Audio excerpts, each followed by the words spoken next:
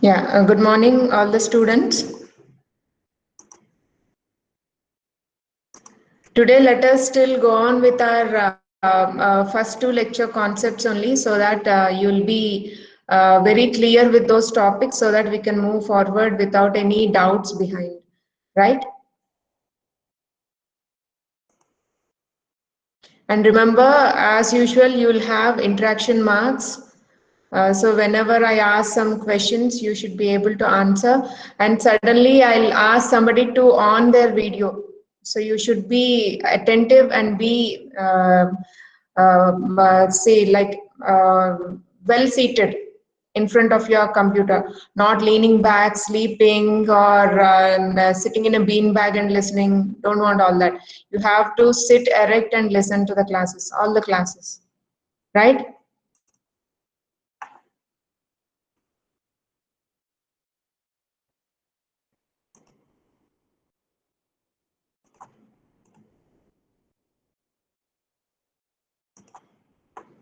Can you see this presentation?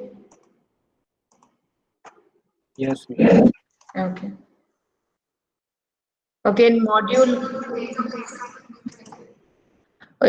module one, when we started with this chapter, we tried to discuss on some introductory concepts like where machine learning can exactly be used and in what different domains, what is its application in different domains, right? So we have seen that machines learn with experience. Machines are also like children, how they start learning, right? When we are trying to teach children to learn, we train them with our experience, correct? So when we are telling them that you take this path or you take this step, we are telling them with confidence of learning from our experiences, right? In the same way, we are making the machines learn with experience. What experience? We are asking a machine to predict something. When we are asking it to predict something, you should provide it how to predict by learning from the previous experiences. Okay, so this and this combination of parameters will lead to this prediction, and this different combination of parameters will lead to a different prediction, correct? Now, like this, you have some 1,000 sample points, you have some 1,000 data points, right? Now the machine learns from all these combinations of data points, and what would be their probable predictions? Probable means possible predictions. And when a new data point is given with this and this parameter, x1, x2 and x3, then for this combination, in the past 1,000 data points, it has seen that most of the times it is S. So it will predict as S.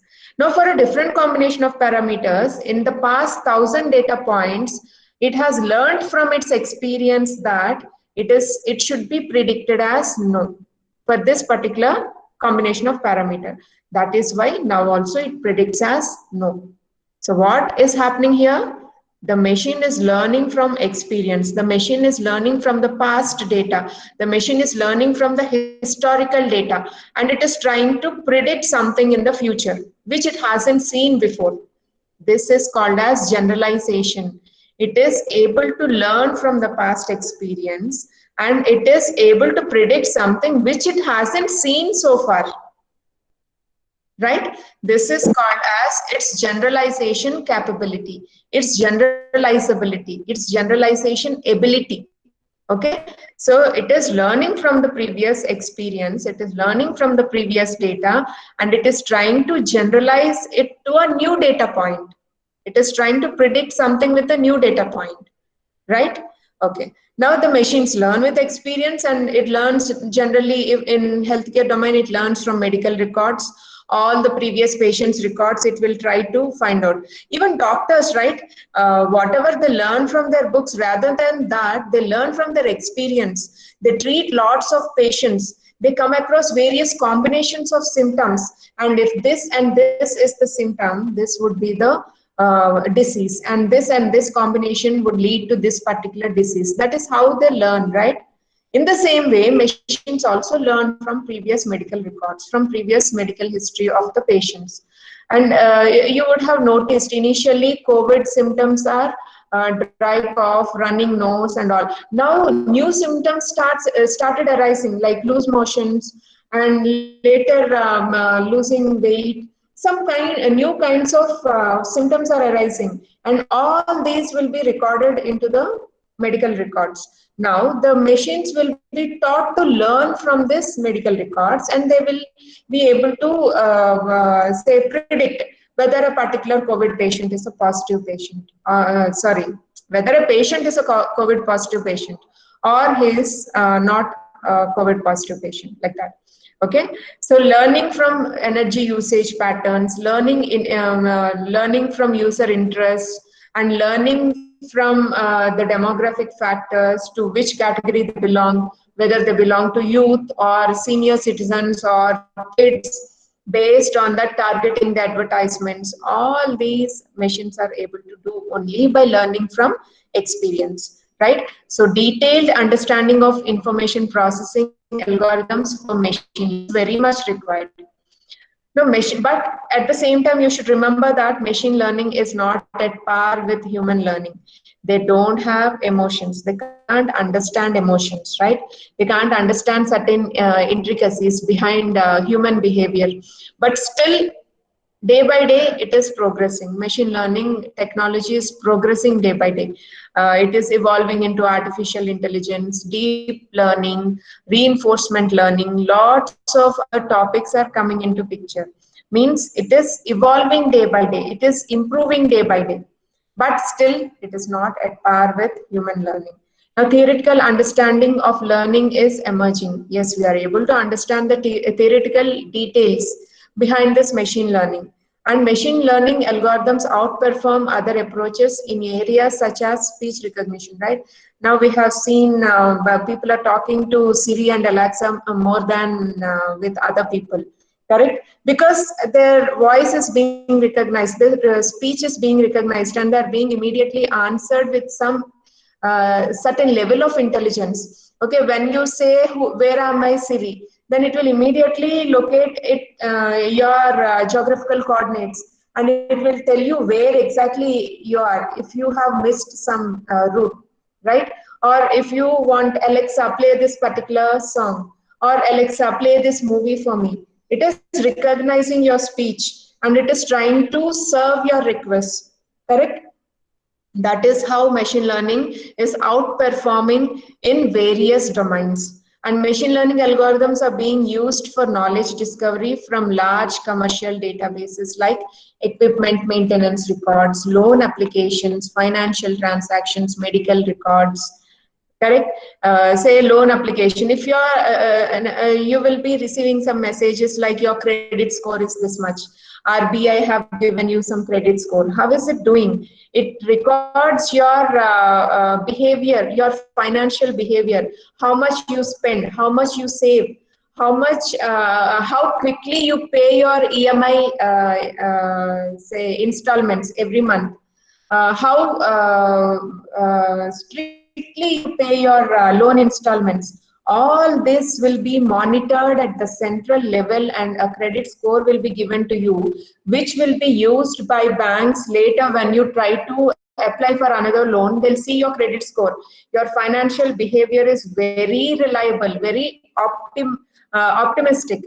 So the banks will believe you that you will be a good payer of this loan also, right? That is how the credit score of a person can be assigned based on analyzing various customers' financial behavior in the past, right? That is how machine learning algorithms work.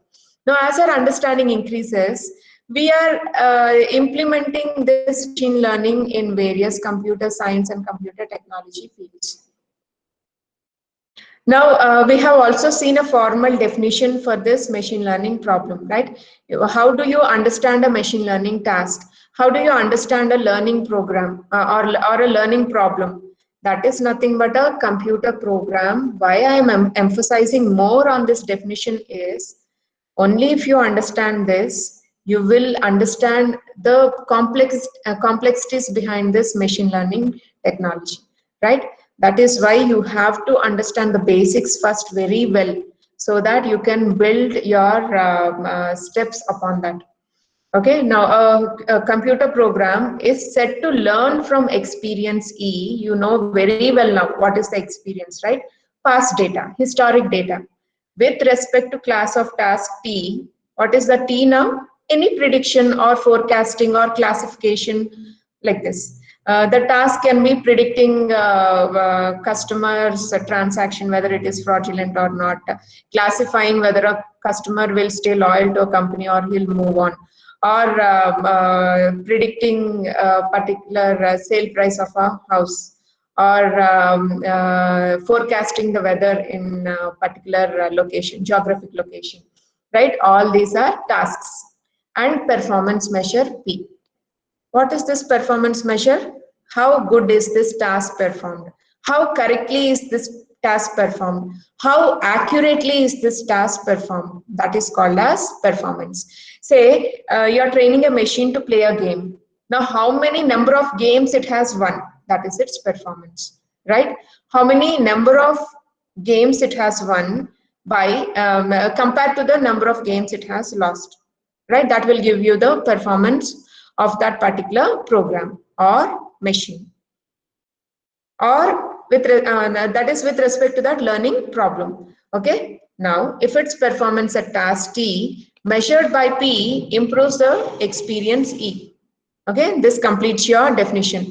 Now a computer program is set to learn from experience E with respect to some classification, some class of task T and performance P, if its performance at task in T measured by P improves the experience E.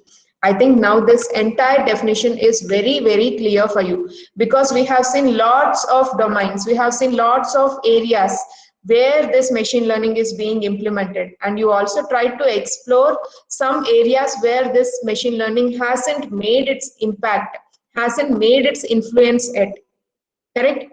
From that, you understood how the machine learns from experience and how good it performs a task and how that performance is measured. Right now, it is very much clear to you.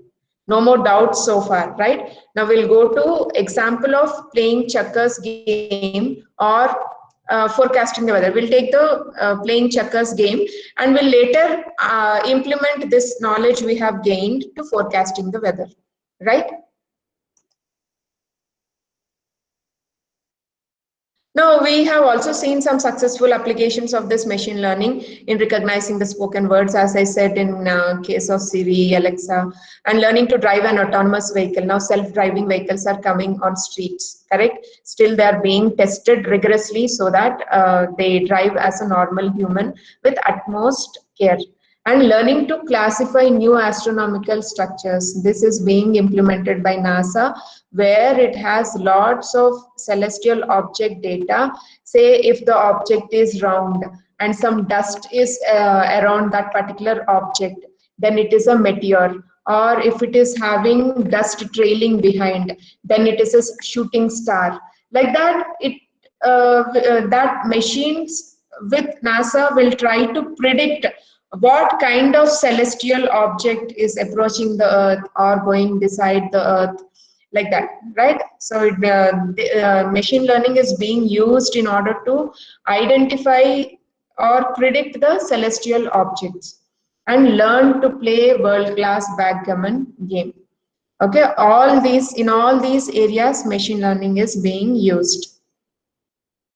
Now, to have a well-defined learning problem, always we should understand with respect to three features. One is the learning, the class of task T, means what task you are trying to perform. Are you trying to predict something, or are you trying to classify something, or you are trying to cluster into groups? What kind of task you are going to perform? That is your T. And the measure of performance to be improved, that is P. What is the measure of performance? You're finding how many games it has won in the number of games it played, or how many correct classifications it has made. Say in a data, you have some 100 patients data. Out of that, it classified 98 patients data correctly. It has classified that these 98 patients would acquire this disease or may not acquire this disease, right? It has classified it has classified correctly. In that case, we say that the performance is 98% because it is showing 98% accuracy of 100 patients, 98 patients data it has predicted or classified is correct, right? That is why its performance is measured to be 98%, right? And the source of experience from where it is learning in order to arrive at this much accuracy, in order to perform this task. I'm repeating again, what is the source of experience from which a machine has learned in order to perform this particular task T of classifying or predicting something in order to arrive at this performance, 95% or 98%? How it has done? Only by learning from this source of experience, right? This is how you need to understand the machine learning problems. Now, let us see these three terms in various scenarios. A checkers learning problem when you take, or a chess. If you're not comfortable with this checkers game, because many of you might have not played this checkers game, in that case, you can take it as a chess game. Okay, now playing chess is the task, and percentage of games won against the opponent is the performance, right? Say it has played some 200 games with the opponent, and it has won some 150 games, right? So its performance can be taken as 75%, correct? That is how you measure the performance. Now, what is the training experience? How did it learn playing chess? By playing practice games against itself, or by playing practice games against an opponent. That is how a children learn. That is how a child learns to play chess, right? It learns from a teacher, or it learns from a automated chess playing game, correct? That is how we can divide checkers or a chess learning problem into these three features. Now let us take another scenario, a handwriting recognition learning problem.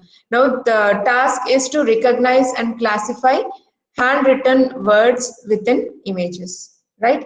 Now, what is the performance? Percentage of words correctly classified. Say you're signing on a withdrawal form, it is classifying that it is your signature. Now some forgery has been made, and it also classified that it is a forged signature. It is doing correctly, it is classifying correctly, right? So we say that the performance is the best. And training experience, how is it able to classify that it is a genuine signature or it is a forged signature? How is it able to classify? Only by the training experience you provide to that machine. What is the training experience you have provided in this case? A database of handwritten words with given classification. Yes, if this is the signature, it is genuine. If this is the signature, it is genuine. If this is the kind of signature, little distorting, little deviating from the actual signature. Yes, this is a forged signature. This is how the machine is trained in order to identify whether a signature is genuine or not, right?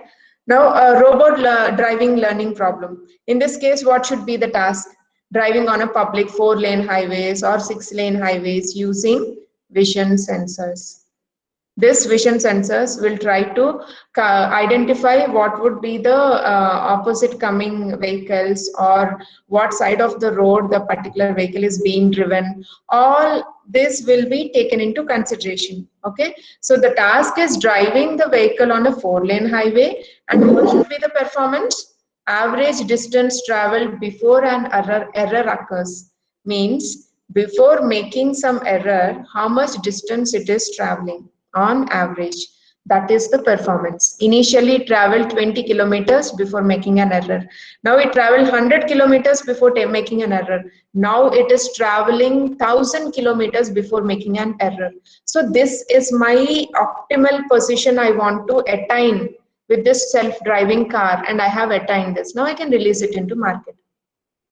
right? That is how decisions can be taken from the performance of a particular machine. Now, here average distance traveled before an error occurs is how its performance is measured.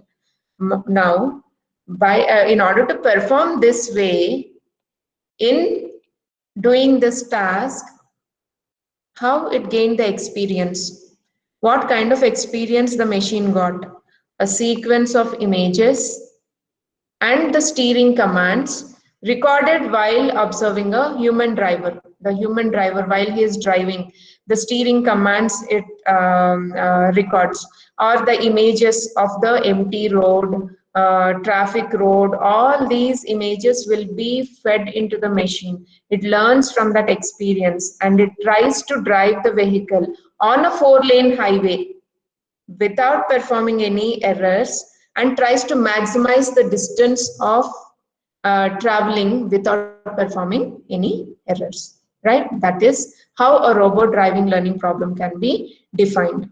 Now, whenever you are trying to make a machine learn, you have to give it some parameters, right? You can't simply say machine learn this, machine learn to cook pizza, or machine learn to narrate stories, or machine learn to suggest something to a kid based on his interest. How do you do that? Can you just instruct a machine doing it? No, you have to provide it the previous experience. Only then it can learn. Can you ask a child to operate the computer without telling it how to do? It is not possible, right?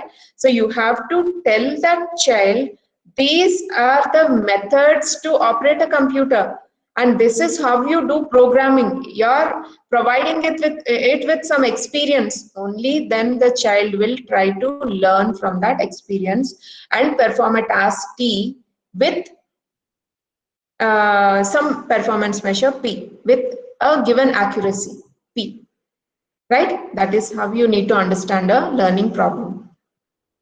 Now, what is our goal finally? Define precisely a class of problems that encompasses interesting forms of learning, to explore algorithms that solve such problems, and to understand the fundamental structure of learning problems and processes. You have to understand the fundamental structure of any learning problem. Only then you can decide what experience have to be provided in order to improve the performance at performing a task T. Right? Unless until you understand the fundamental structure of any learning problem, you can't design a well-posed learning problem.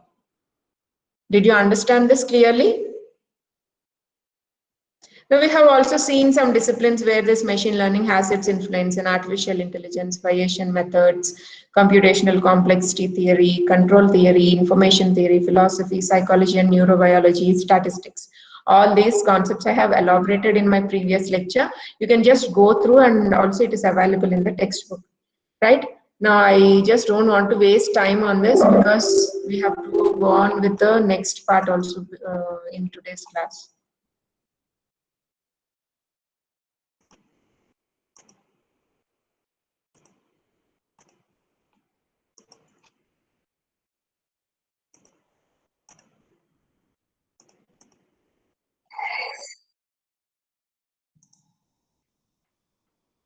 Okay. Now, in your previous session, this one, the topic discussed so far, you have understood how to understand a well-posed learning problem, right? Now, let us see how to design a learning system. Now, in order to make a machine learn something, you have to do it in a formal way. Now you take a kid to some traffic road and you teach him something there. Is it the formal way of teaching him? No, you select a peaceful place, you make him sit there and try to teach him, right? In the same way, there are some formalities in order to teach the machine also. For that, these are the 5 steps you follow. Choosing the training experience, what type of training experience you provide to the machine, and choosing the target function, in what way the target function have to be represented, and choosing a representation for the target function, and choosing a function approximation algorithm, and finally arriving at the design, final design. right?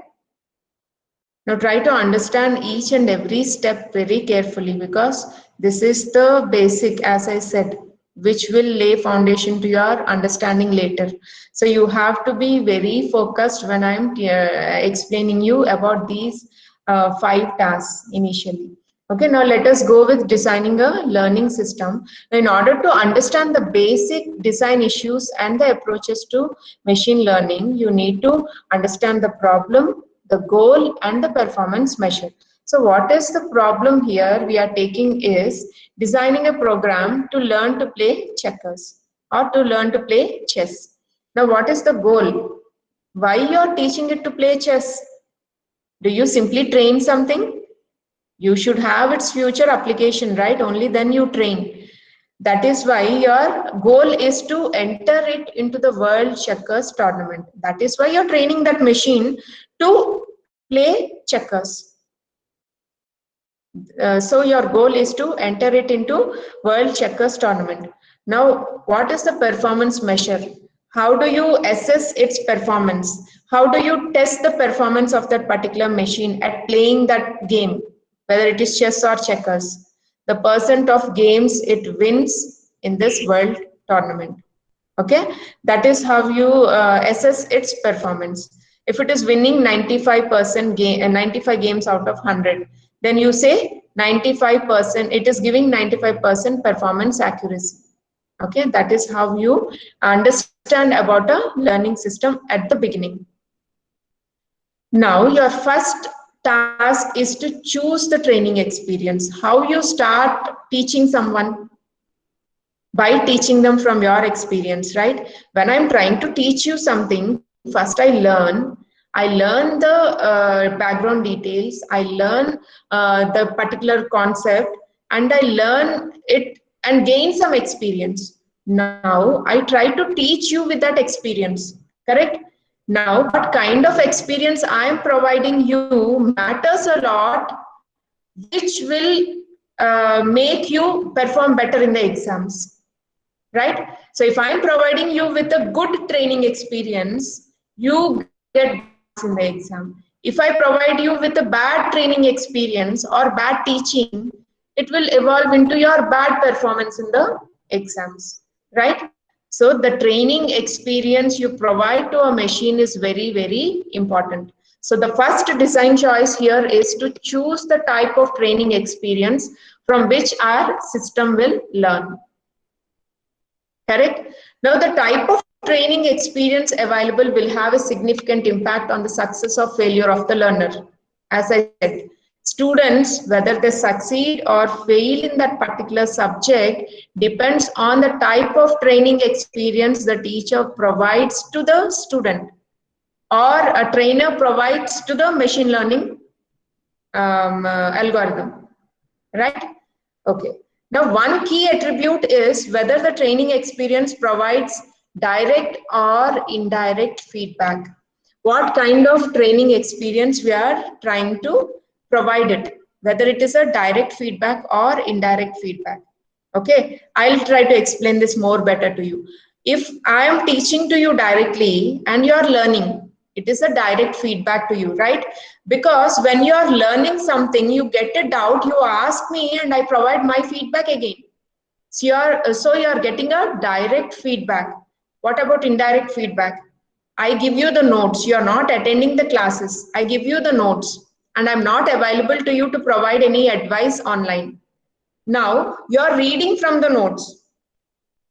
In this way, this particular concept works. And these are all the areas where it can be applied. Right, everything is given to you in the notes. You're reading by yourself. I'm not present there to make you understand. What kind of feedback it is? Indirect feedback. I provided my expertise in the form of notes to you, and I'm not available to tell you that you're learning in a correct way or not. I have provided you the notes, but you may understand it in a different way. And I'm not there to tell you that different way is not correct.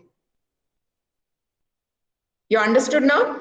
This is called indirect feedback. You're learning from the notes. You're not learning from the teacher. If you're learning from the teacher directly, it is called as direct feedback. If you're learning from a textbook or a notes, it is called as indirect feedback. I think now it is very clear to you. Now I'll read this once again. One key attribute is whether the training experience provides direct or indirect feedback regarding the choices made by the performance system. Now you're the performance system. Now you're making some choices to learn a concept. Now whether it is correct learning or not, you can ask me a doubt and I'll immediately give you the feedback. It is direct feedback. Now, when you're learning it from a textbook, I'm not available, you're learning it in the indirect way. And later you ask me the doubts. But by the time you would have understood that concept in a different way. In that case, we call it as indirect feedback. Teacher is giving you the indirect feedback. Same scenario is with the machine and the learner and the experience you are providing. Okay. Now in direct training examples, individual checkers, board states, and the correct move for each are specified. Okay. Now, say in this particular chess game, wherever there is checkers, I am replacing it with chess so that you will feel more comfortable. Okay. Now there are pawns here. Now these are individual board states. Now for this particular pawn, in how many directions it can move? These are called as the correct moves or legal board states. Legal moves, sorry. These are legal board states where all they can be legally placed. And if you move this pawn in this direction or in this direction or in this direction. Okay, this is called as legal move, correct move from that particular board state. You understood?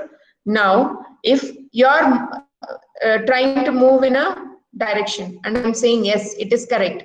I'm giving you direct feedback. Okay. So this direct training example consists of individual checkerboard states and the correct move for each. You can understand for each board state what is the next correct move. Now, what are indirect training examples? Move sequences and final outcomes of various games played. So I give the move sequences. When the pawn S1 is moved to a board state B1 and next to a board state B3, next to a board state B7, and finally you win. This is one particular sequence. Now I give another sequence. Now you start with S2. You move it to a board state 3 and you move it to a board state 4 and finally another board state, and finally you lose. This is sequence of board states, right? Means I'm giving you the predetermined board states and I'm telling you to learn from those sequences. This is called as indirect training example. You're not learning from an expert directly. You're learning indirectly by referring to the already pre-fed moving sequences of a game. Right? This is called as indirect training example. Now in indirect mode, there is a problem called as credit assignment. What is this credit assignment? This is actually a difficult problem as the game can be lost when earlier moves are optimal. I'll try to explain you this more better. Say you started with move M1, M2, which are not correct. But later you corrected your moves and finally you won the game. Now what kind of credit you assign to these bad moves? Actually they are bad moves. So you give them a negative marking or a positive marking? It's a confusing question, right? Now initially M1 and M2 are very good moves, but they are followed by bad moves. That is why you have lost the game. Now because you lost the game, do you tell that M1 and M2 are bad moves? No. Do you assign them low credit? No. They are actually correct moves. But because of your opponent playing better or because of your wrong moves later, you have lost the game. In that case, there is confusion again whether to assign a positive credit or a negative credit, whether to appreciate that move or to blame that move. Right? This is problem of credit assignment. That is a confusing or a difficult task. But let us see how we try to conquer that problem, how you try to tackle that problem. Okay, now learning from direct training feedback is always easier, correct? When your teacher is explaining you something, you learn it faster, but when you learn it from a textbook, it takes time, because you know or may not know whether a particular concept you're learning in a proper way or not. That is why direct training feedback is easier. So whenever you're learning any machine learning concept, try to understand it in with respect to a real life scenario. You will understand it more better. Okay, machine learning is not a magic. You can easily understand the concepts. Only thing is little focus is required. That's all. Okay, now what is the second important attribute? The first important attribute is what kind of experience, direct experience you are providing or indirect experience you are providing. And what is the second attribute? It is the degree to which the learner controls the sequence of training examples. Okay, so here you understand again in the with respect to a teacher and a student. Now, teacher tells everything. He spoon feeds the student. That is one scenario. Student understands something and asks doubt whether his understanding is correct or not. And teacher gives him the feedback. That is one scenario. And learner himself understands from reading the textbook, and he himself takes decision about his understanding. That is the third scenario. Very simple to understand. Nothing to to get confused in this. Okay, I'm telling you once again, if a student is being taught by the teacher everything, by providing the notes, by providing the material required, by executing all his programs, giving all kinds of input. That is one case. The student is learning by himself, coming back to teacher to ask doubts. That is one scenario. And the student himself learns everything and occasionally consults the teacher. That is one scenario. Right?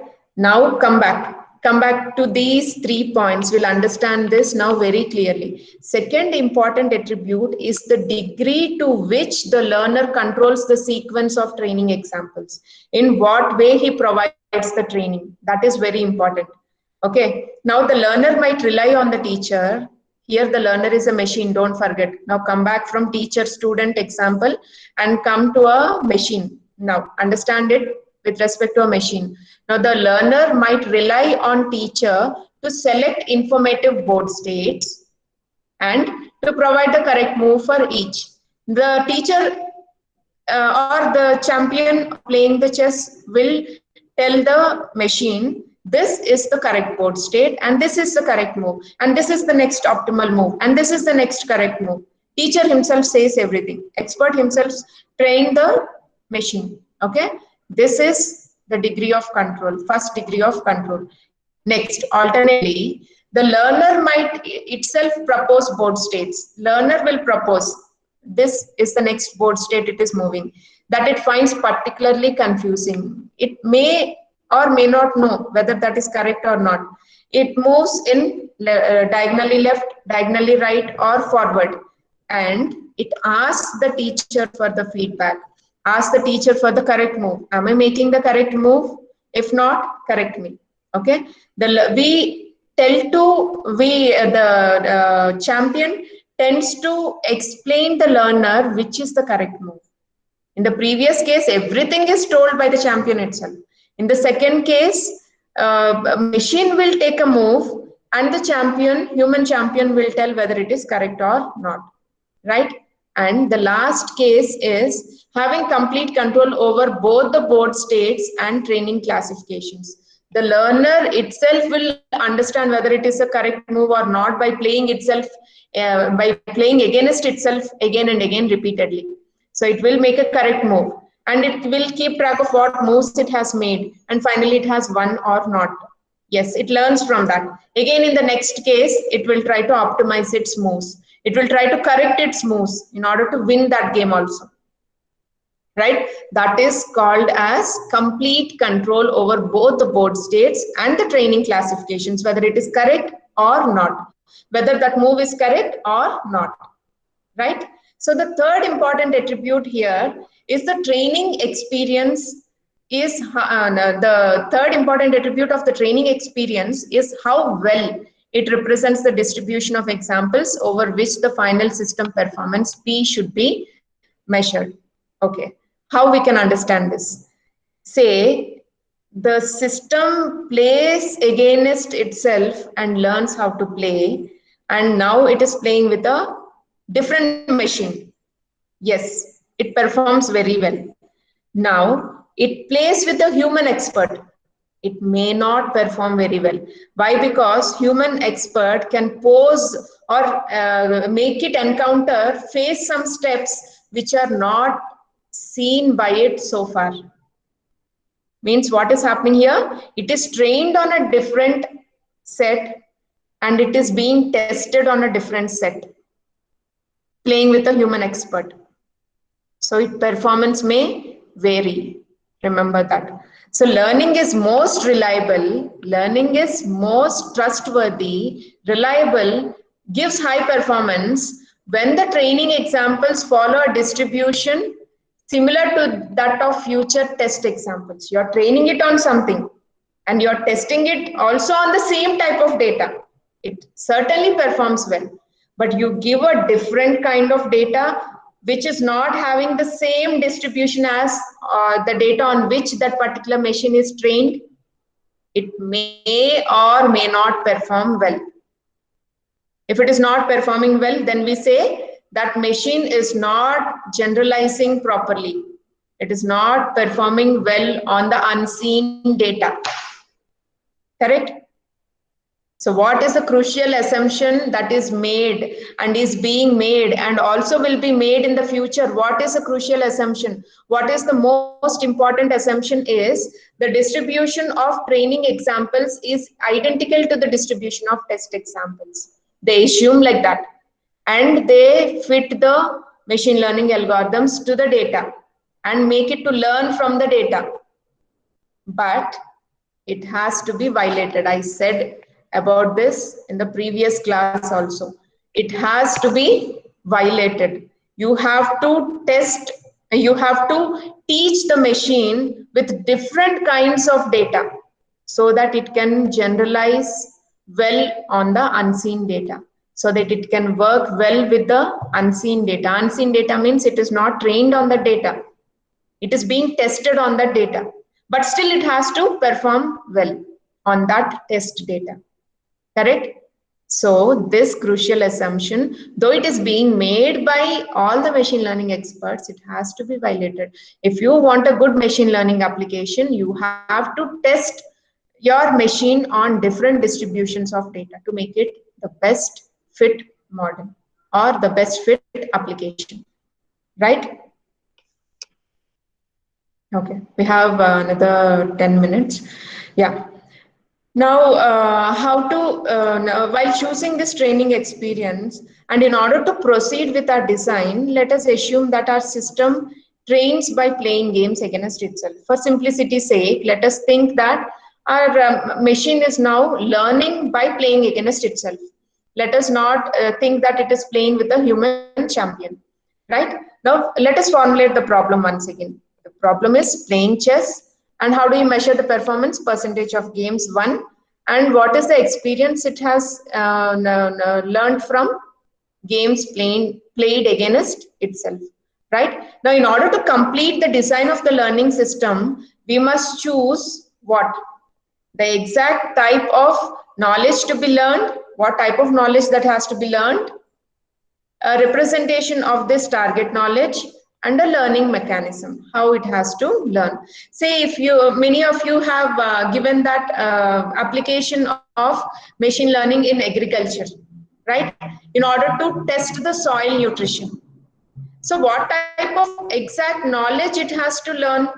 It has to learn about the constitution or the components that has to be there in an ideal soil mixture.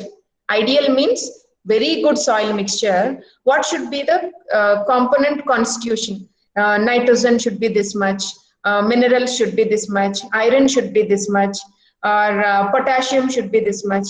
This ideal combination, okay, this is how it will learn. Okay, this is the ideal combination, but these are the various combinations in these geographical locations. In Africa, this is the combination of nutrients in the soil. In US, this is the combination of nutrients. In India, this is the combination of nutrients. Okay, your machine has learned from various parts of the world what should be the soil components, ideal soil components. Now, it is trying to learn from a particular geographical area. Now it will predict, no, the soil mixture is 80%, it may give good yield. 20% it may not give good yield. It learned that, how it is making that performance, how it is giving that performance. It learned from different parts of the world that this should be the ideal soil constitution, and this is how the soil nutrients are in a particular soil. Now how it can be predicted from a particular geographic location, right? So you should understand the exact type of knowledge the machine has to learn, and the representation of target knowledge and the learning mechanism. Okay, these terms you will understand as you go on and on with the subject. Okay, do not worry. Initially, you will have a vague idea, but as you go on learning, you will clearly understand the concepts. Now, what is the second design choice? Choosing the target function. What should be your target function? How to define your target function? Can you tell that all these predictions to be your target function? No. Your target function is a real number, or your target function is a class which will tell you that this particular combinations can be classified like this, or this particular combination can be classified like this, or this particular combination can give rise to this composition in the soil, or this combination will give rise to this composition in the soil. How you do that? What should be your design choice, second design choice? To choose the target function. So you have to determine exactly what type of knowledge will be learned and how this will be used by the performance program. That is your first step in this. Then begin with the checkers problem. Let us take the simplest one, okay, so that you'll understand it better. Begin with the checkers playing program that can generate legal moves for any board state. For any board state, it should generate the legal moves. Okay, for this particular board state, you can move in this 3 directions. For this particular board state, you can move only in 2 directions. Okay, these are all the legal moves. Now the program needs to learn how to choose the best move from among the legal moves.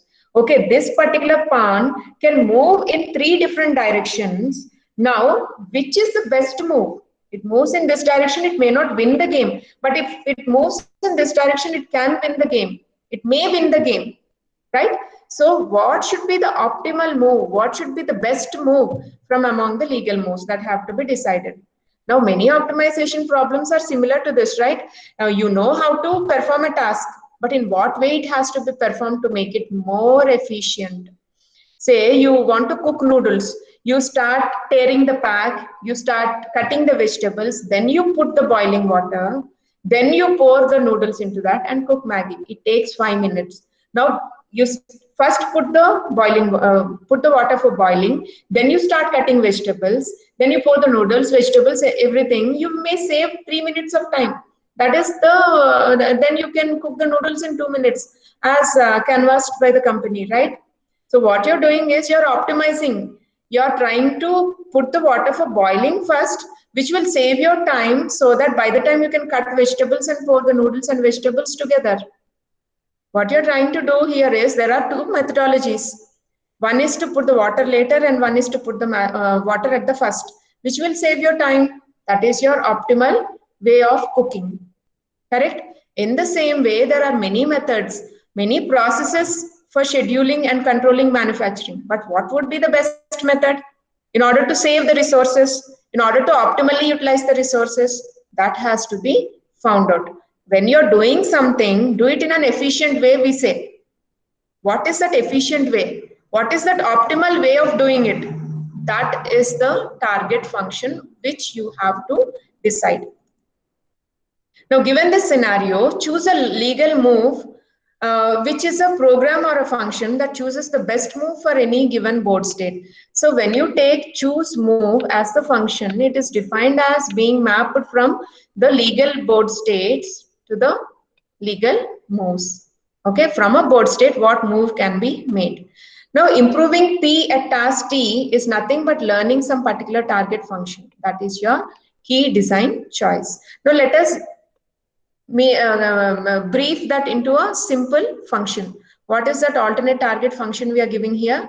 What is the best move you are defining? What is the move you are defining is from any legal board state to a set of real numbers. Means you're giving it a weightage.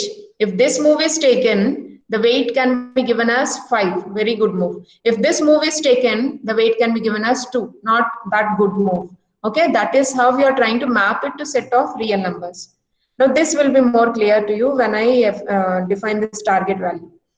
Now let us therefore define the target value V of B, that is for any board state, what would be the best move is how you can assign that real number. If B is a final board state, that is 1. Okay, last board state, if you move further, you will win.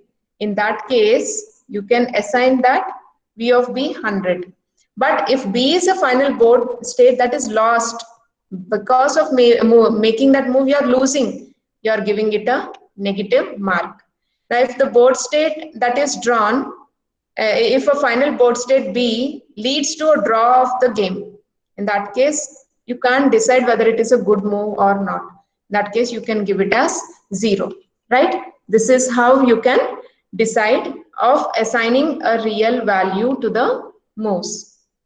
Now, what you're doing here, for every move from a board state to R you're mapping. This R is 100 if it is winning, minus 100 if it is losing, 0 if that particular game is drawn, and what is the last one? If B is not a final state in the game, if it is somewhere in the middle, then how do you model it? V of B equal to V of B dash. What is B dash? Your next move. Next B dash is your next move. And if that is the last move, if it is winning, you assign it 100. If it is losing, you assign it minus 100. Right? That is how you assign some number in order to say that it is a best move or not. Whether it is making to win the game or lose the game. Based on that, you are giving it a number, positive marks or negative marks, appreciating it or blaming it. Okay, that is how you decide. This is called as function approximation problem. Why do you call it as function approximation problem? Can you say that play from this move to this move, this move to this move, and this move to this move, you will win? Can you say that? Remember, you're playing with an opponent, and opponent also is playing in an optimal way. It is also playing as best as you. In that case, you may not understand what would be the plan of opponent. In that case, you can just approximate. If you play this way, you may win. You can't say you will win. You may win. Always you play in this way, you may win. If you play in this way, you may lose. I'm using the word may. I'm not using will. This is called as approximation. I'm approximating the outcome because I do not know the opponent's plan. I do not know the opponent's strategy. So I'm approximating that may or may not. This is called as function approximation problem. We define a function in order to approximate the outcome, right? You will still understand this better as you go on with various machine learning tasks.